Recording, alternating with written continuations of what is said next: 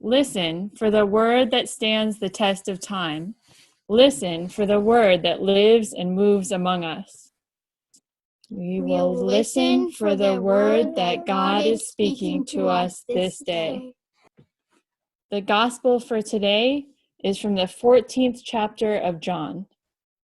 Jesus says to the disciples, "If you love me, you will keep my commandments, and I will ask the Father, and he will give you another advocate to be with you forever. This is the Spirit of truth, whom the world cannot receive because it neither sees him nor knows him. You know him because he abides with you, and he will be in you. I will not leave you orphaned. I'm coming to you. In a little while, the world will no longer see me, but you will see me, because I live. You also will live. On that day, you will know that I'm in my Father, you are in me, and I in you. They who have my commandments and keep them are those who love me, and those who love me will be loved by my Father, and I will love them and reveal myself to them. Keeper of our souls, when we go astray, help us return to you, shepherd and guardian. May the words we have heard resonate within us like a drum in the valley, and may its echo never fade. Amen.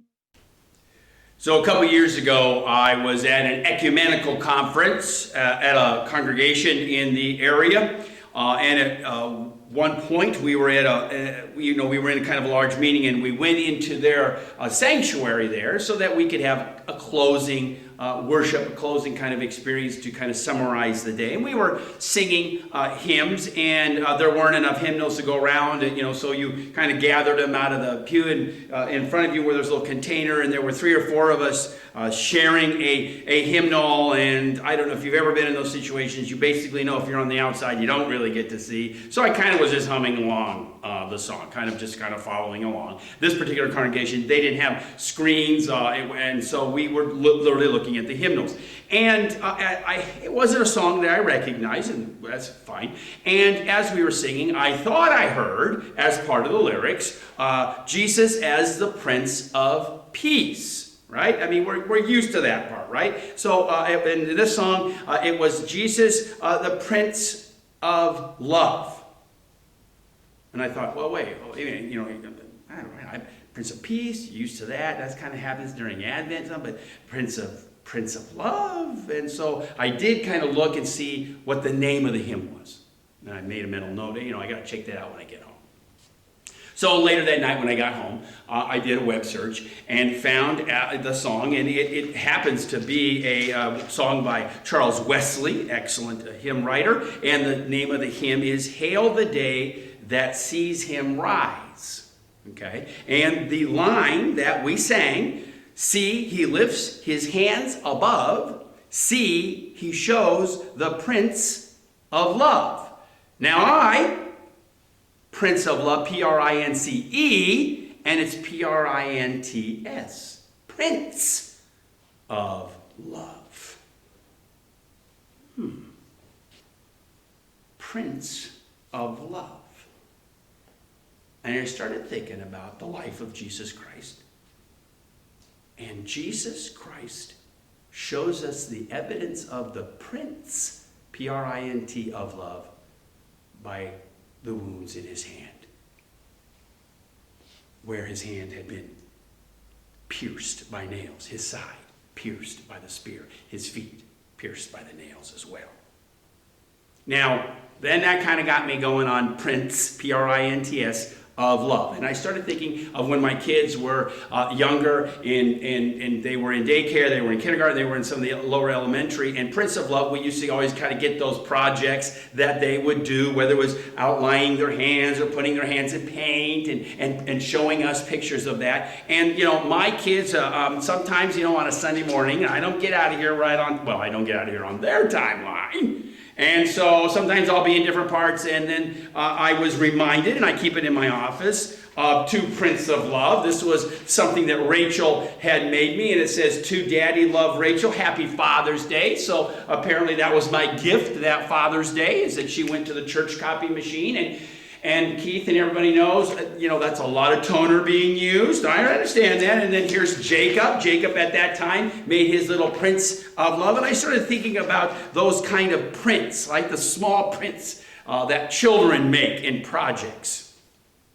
And later, I can kind of fondly look at these when they were smaller and appreciate it and remember those times together. But the Prince, Prints, of love. And don't we need both the Prince and the Prince of Jesus in the world today? We are those hands, the feet, the eyes, the ears. We are the presence of those Prince of Jesus in the world. I heard a story told, there was a small village in Europe some years ago, and there was a person there, and they were tourists, and they were observing the wonderful buildings and things going on. And this one particular tourist watched that there was a bicycle rider, and he happened to have a crate of oranges balanced on his handlebars, and he was coming through town, one of those small towns and villages in Europe, and then out of the side there came another person with another burden carrying some boxes, and obviously, bam, a collision. Oranges went all over, the box spilled all over, and the bicyclist and the person that was carrying the boxes began to get into a verbal altercation, right? And then all of a sudden you could see that it was getting heated. The person who witnessed this said, and then all of a sudden there were clenched fists, right? About to be physical violence. And out of the crowd, because there's always a crowd that gathers, there was a man of a small stature that came, took the the bicyclist's hand that had raised it first in anger and kissed it. Then all of a sudden dissipated the anger, the violence. People began to help pick up the oranges, right the bicycle up. The presence of love in the world, dispelling the anger. So I'm thinking about the Last Supper. And Jesus is there, and obviously this is the last time that he has with his disciples, his followers, the men and women and children that have been following with him through these 3 years. And we think about the acts that Jesus did. But let's focus a little bit on those disciples. This was Jesus really in the last moment that he could summarize his teachings to them. What the 3 years had been all about. And there it is. He knows that he will not physically be able to be with them in the same way that he has for 3 years. And what does he do? He washes their feet.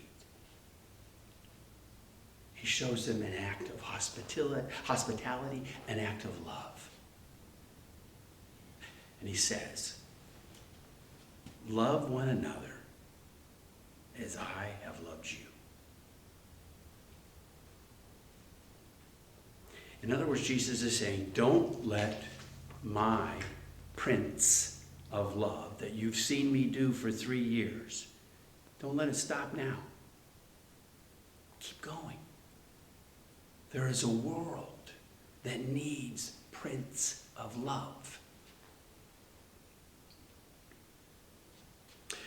There's a word used in our text today. It's the word for the Holy Spirit. And the Holy Spirit is thought is that which comes alongside us, which helps us as Christ did. That's the presence that Jesus gave us before he left this world. The gift of the paraclete, that's the Greek word. And that means to come alongside of someone. It's a doctor or nurse who comes alongside us when we are sick. I'm especially thinking of our healthcare workers in all of these places where family is not able to be with their loved ones as they are dying. And it's the nurses and the doctors who literally are the Spirit of God in the world alongside those patients. It's the tutor who comes alongside us and helps us with our math. It's the public official who goes alongside and helps defend those who've been wronged. It's the person in the crowd who comes up and kisses the fist that's clenched in anger. That's the presence of the Spirit in the world today. It's the breath of God.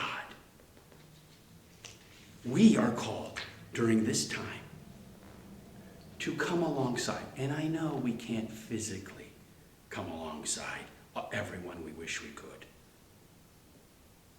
But it's time for us to do it and to find new ways to come alongside our loved ones as they are dying, our loved ones as they are anxious, our loved ones as they are depressed. It's to make sure that everyone is getting care. It's to make sure that everyone is getting what they need. We are the Prince of Jesus' love in the world. I ran across a quote. I'm going to close it with that. Here it is. It wasn't the nails that held Jesus to the cross. It was love. It wasn't the nails that held Jesus to the cross. It was love. Amen.